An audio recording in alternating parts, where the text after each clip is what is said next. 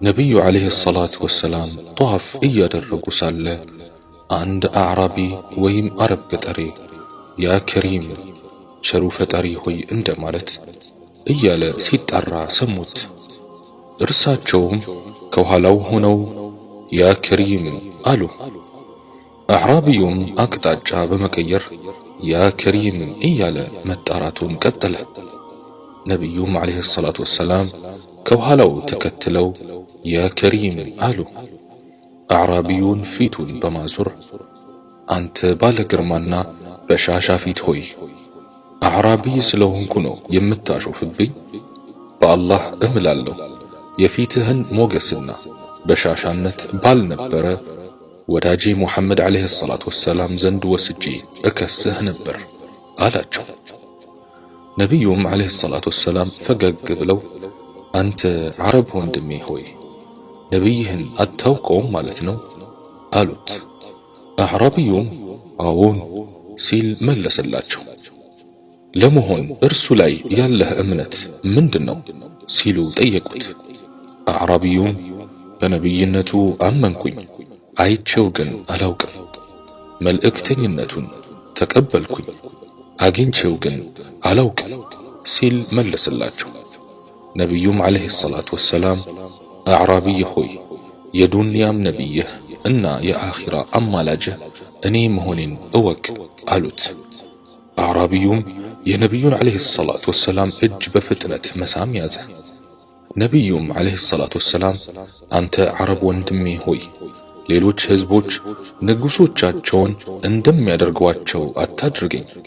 አላህ ኩራተኛና አጎራዘል አድርጎ አላከኝም፣ ይልቁንም አብሳሪ አስጠንቃቂ አድርጎ በእውነት ልኮኛል አሉት።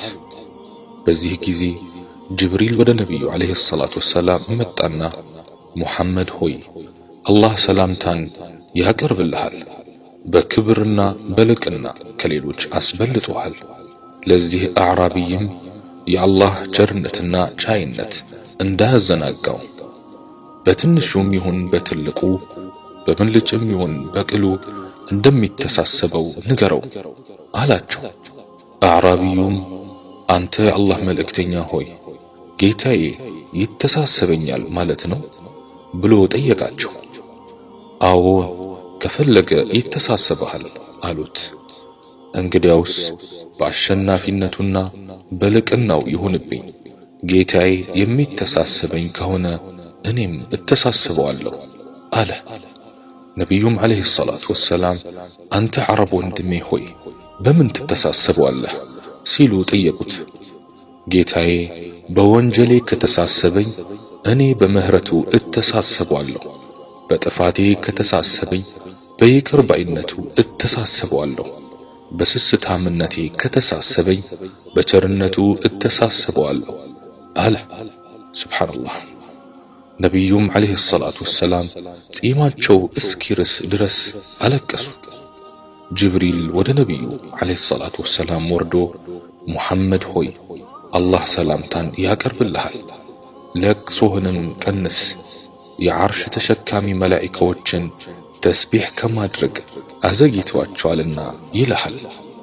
ለአዕራቢዩም ወንድምህ ደግሞ እንዳይተሳሰበን ንገረው፣ እኛም አንተሳሰበውም፣ አዕራቢዩ የጀነት ጎረቤትህ ነው አላቸው። አላህ በታላቁ ጀነተል ፊርደውስ ውስጥ የነቢዩ ዓለይሂ ሰላቱ ወሰላም ጉርብትና ከሚያገኙት እንዲያደርገን እንለምነዋለን። اللهم صل وسلم على رسول الله عدد خلقك ورضا نفسك وزنة عرشك ومداد كلماتك.